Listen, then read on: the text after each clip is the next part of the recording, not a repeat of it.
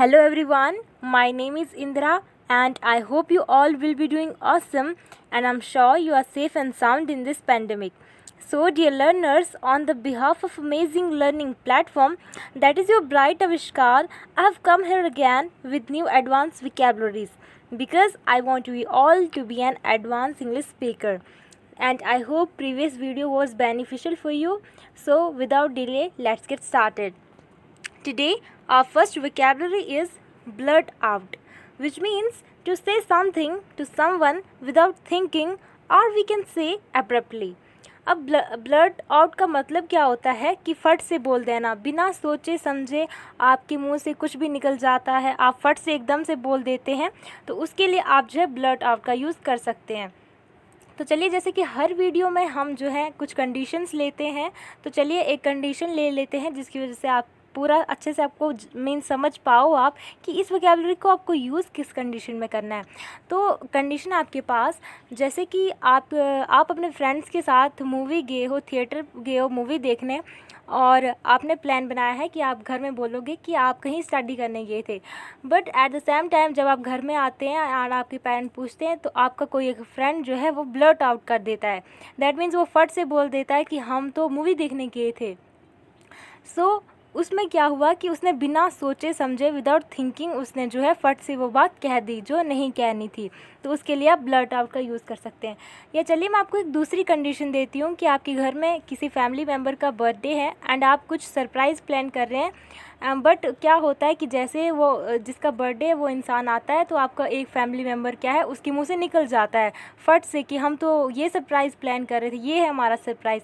अक्सर ऐसा होता है कि एक्साइटमेंट में हमारे मुंह से जो है बातें निकल जाती हैं, हम बिना सोचे समझे जो है वो ब्लर्ट आउट कर लेते हैं. एग्जाम्पल है हमारे पास, unfortunately he blurted out our yesterday's secret. हमारा जो कल का सीक्रेट था उसने क्या कर दिया, ब्लर्ट आउट कर दिया. दैट मीन्स फट से बोल दिया बिना सोचे समझे. Why did you blurt out our plan. अब इसमें क्या है, बोल रहे हैं कि आपने जो है हमारा प्लान ब्लर्ट आउट क्यों किया. दैट मीन्स फट से आपने क्यों बोल दिया, बिना सोचे समझे आपने हमारा प्लान जो है वो क्यों बता दिया. So I hope you have got the vocabulary कि आपको इसको किस कंडीशन में यूज़ करना है, क्योंकि मैं हमेशा आपसे कहती हूँ कि आपको सिर्फ कंडीशन समझ आनी चाहिए. अदरवाइज़ अपने एम्बियंस के अकॉर्डिंग, अपने इन्वायरमेंट के अकॉर्डिंग, आपकी लाइफ में क्या चल रहा है, क्या हो रहा है, उसके अकॉर्डिंग आप इन वोकैबुलरीज़ का यूज़ कर सकते हैं.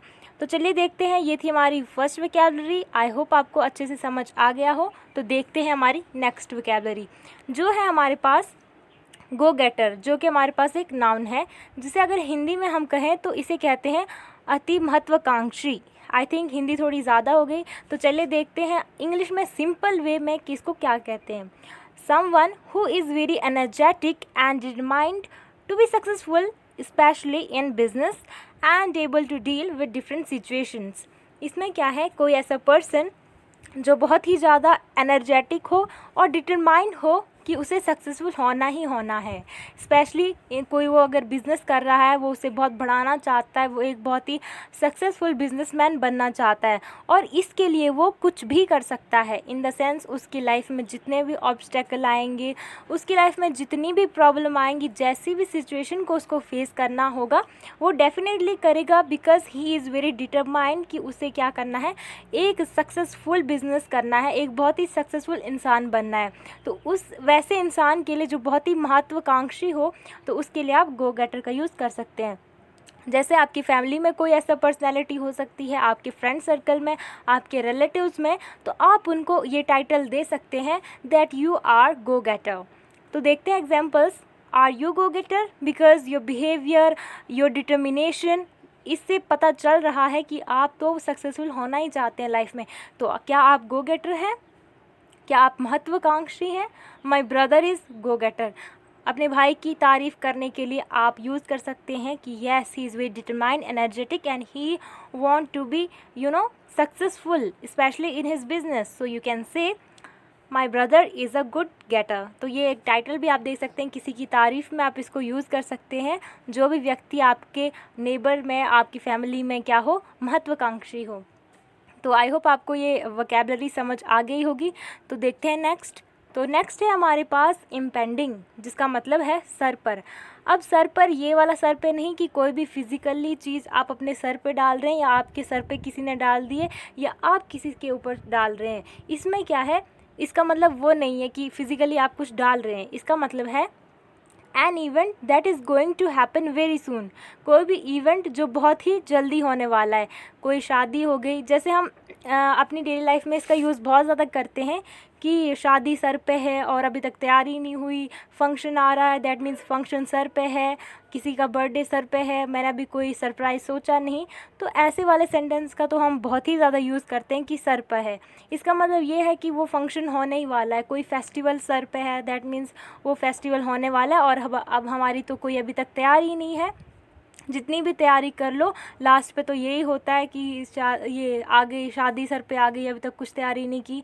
इसका मतलब ये है कि उस इवेंट की जो मोस्टली रिस्पॉन्सिबिलिटी है वो आपके ऊपर है। तो आप ऐसा मीन्स यूज़ करते हो अपना सेंटेंस में कि शादी सर पे है और अभी तक तैयारियां नहीं हुई अभी तक। जैसे कि आपने बॉलीवुड मूवीज़ में या ये सीरियल में तो देखा ही होगा, मोस्टली ये सेंटेंस यूज़ किया जाता है कि बारात सर पे है और दुल्हन कहाँ है, अभी तक दुल्हन तैयार क्यों नहीं हुई, बारात तो सर पे है। डेफिनेटली आपने सुना होगा। तो वो जो सर पे, वो वाला सेंस में जो सर पे होता है उसे कहते हैं इम्पेंडिंग। दैट मीन्स सर पे है, दैट मीन्स बहुत ही जल्दी है, going to happen very soon. Example है, I am going to market to buy clothes for my brother's impending marriage. मेरे भाई की क्या है, सर पे मैरिज है, दैट मीन्स आने ही वाली मैरिज है, जिसकी वजह से मैं क्या जा रही हूँ, मार्केट जा रही हूँ कपड़े खरीदने। या he told us about his impending birthday. इसमें आप क्या कर सकते हैं, आप ऐसे भी कह सकते हैं impending birthday, impending festival, impending event. जो भी इवेंट आपके स्कूल में हो रहा है, कॉलेज में हो रहा है, कहीं पर भी हो रहा है, जो बस होने ही वाला है, सर पे है, तो उसके लिए आप इसका यूज़ कर सकते हैं। तो आई होप हिंदी में तो हम इसको मतलब बहुत ही कॉमन इस सेंटेंस को, इस वोकैबुलरी को यूज़ करते हैं, लेकिन आई होप आपको इंग्लिश में भी आज ये पता चल गया हो कि आप इसको कैसे यूज़ कर सकते हैं। तो चलिए देखते हैं नेक्स्ट हमारे पास क्या है। तो नेक्स्ट है हमारे पास डॉटिंग, विच मीन्स अधिक प्यार करने वाला, कोई ऐसा जो आपसे बेइंतहा बहुत ही प्यार करता हो, जिसे हम कह सकते हैं इंग्लिश में अडोरिंग और loving. But instead of these two words you can use doting advance vocabulary.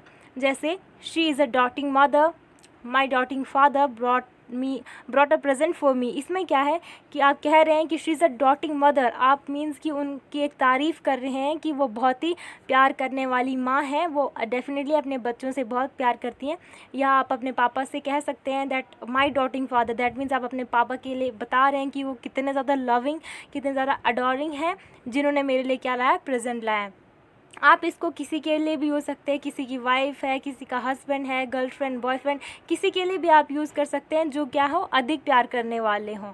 So I hope आपको ये भी पता चल गया हो कि instead of loving, adoring, like we generally use my loving father, my loving family, so you can use doting there in spite of these common words. क्योंकि हमारी सीरीज़ ही है advance vocabularies, because we have to become advance English speaker. तो चलिए देखते हैं अब next हम क्या लेके आए हैं। तो नेक्स्ट वोकैबुलरी हमारे पास स्टाइफलिंग, जिसका मतलब होता है नो ऑक्सीजन, अनकम्फर्टेबल, सफोकेशन। तो इसमें क्या होता है, स्टाइफलिंग क्या होता है, मीन्स कि कोई भी ऐसी चीज़ जो आपको घुटन दे, घुटन इन द सेंस कि आपको एक आप मीन्स कि अनकम्फर्टेबल, सफोकेशन फील करें। वो क्या हो सकता है, वो आपकी कोई भी एटमॉस्फेयर हो सकता है जो आपको घुटन दे रहा हो, जहाँ पे मीन्स उतनी एयर अच्छी ना हो, वेंटिलेशन अच्छा ना हो, या फिर किसी का बिहेवियर। यस, आप उसको मीन्स कि उस सेंस में भी ले सकते हो। जैसे किसी का बिहेवियर है, वो आपकी तरफ बहुत ही ज़्यादा मीन्स की चिंता करते हैं आपकी, जिसकी वजह से आपका जो है अब दम जैसा घुट रहा है। जैसे आपने सीरियल्स वगैरह मूवीज़ में देखा होगा, जनरली क्या होता है, जो दो पार्टनर्स होते हैं आपस में, वो बहुत ही ज़्यादा पॉजिटिव होते हैं एक दूसरे को लेके, और डेफिनेटली क्या कहते हैं कि बस मतलब मुझे क्वेश्चंस मत पूछा करो इतने, मैं बहुत ही ज़्यादा घुटन होती है मुझे, अब हमें ये रिलेशन तोड़ देना चाहिए। तो वो वाली घुटन भी आप इसमें इंक्लूड कर सकते हैं। ऐसे तो घुटन हो गई कि वेंटिलेशन अच्छा नहीं है, आप किसी बंद कमरे में हो, किसी गुफा में हो, तो डेफिनेटली वहाँ पे आपको सफोकेशन, अनकंफर्टेबल जो है अनईजीनेस फील होगी। लेकिन अगर आपको मतलब आपका नेचर, किसी का नेचर आपके लिए ऐसा बन गया हो कि वो अब आपके लिए आपको घुटन दे रहा हो, कोई आपका ऐसा रिश्ता हो किसी के साथ जो अब आपके लिए क्या बन गया, एक घुटन के समान बन गया, एक अनकंफर्टेबल जोन आपको वहाँ पे मिल रहा है, तो आप उसके लिए भी यूज़ कर सकते हैं। जैसे चलिए एग्जाम्पल देखते हैं। This atmosphere is stifling. Stifling भी कहीं लोग इसको पढ़ते हैं, तो आप जो चाहें वो पढ़ सकते हैं। तो इसमें क्या है कि जो एटमॉस्फेयर है यहाँ पे अभी तो वो बहुत ही घुटन भरा है कह सकते हैं आप, या अपनी कंडीशन को लेके, जैसे जहाँ पे एयर की क्वालिटी अच्छी ना हो, या जहाँ पे बहुत ज़्यादा गर्मी हो, जहाँ पे बहुत ज़्यादा सर्दी हो, जिस भी एटमॉस्फेयर से आपको घुटन हो रही हो तो आप वो यूज़ कर सकते हैं। या his positive nature for her is stifling, so they should break up this stifling relationship. इसमें क्या है कि वो बहुत ही positive in the sense like बहुत ही उसके लिए पॉजिटिव है वो, जिसकी वजह से वो उसको क्या है मीन्स कि घुटन जैसी हो रही है। आप मतलब सोचिए कि कोई आप कहीं पे चले गए और आपको कोई बहुत सारे क्वेश्चन पूछ रहा है, क्या कर रही हो, कहाँ जा रही हो, अभी तक क्यों नहीं आई, तो वो एक घुटन जैसी फील हो रही है उसको, तो वही बताया गया है। तो अब क्या लग रहा है कि उनको जो है ये स्टाइफलिंग वाला रिलेशनशिप ब्रेक करना चाहिए, क्योंकि जिस रिश्ते में आपको घुटन महसूस हो तो अच्छा यही है कि आप उस रिश्ते को तोड़ दें। क्योंकि जब एक दूसरे के लिए पॉजिटिवनेस मीन्स केयर जो है ज़्यादा कुछ भी अच्छा नहीं होता, तो केयर ज़्यादा ही बढ़ जाए या पॉजिटिवनेस ज़्यादा ही बढ़ जाए तो डेफिनेटली वो एक आपके लिए घुटन बन जाती है, और उसको ब्रेक करना ही अच्छा है। तो ये सब मैं आपको एज ए एग्जांपल बता रही हूँ ताकि आप अच्छे से समझ पाएँ कि ये है क्या एक्चुअली। स्टाइफलिंग आपको दोनों वे से आपको आना चाहिए कि कैसे कैसे आप इसको यूज़ कर सकते हैं। सो thank you very much for watching the video and I hope you have got good vocabularies, because इनमें से मोस्टली vocabularies मेरे लिए भी बहुत न्यू थी एंड डेफिनेटली आपके लिए भी न्यू होंगी, तो उनको प्रैक्टिस करें, अपने घर पे यूज़ करें अपनी कंडीशंस के अकॉर्डिंग, अपनी सिचुएशन के according, and just practice, do practice, stay safe, stay home and mostly stay happy.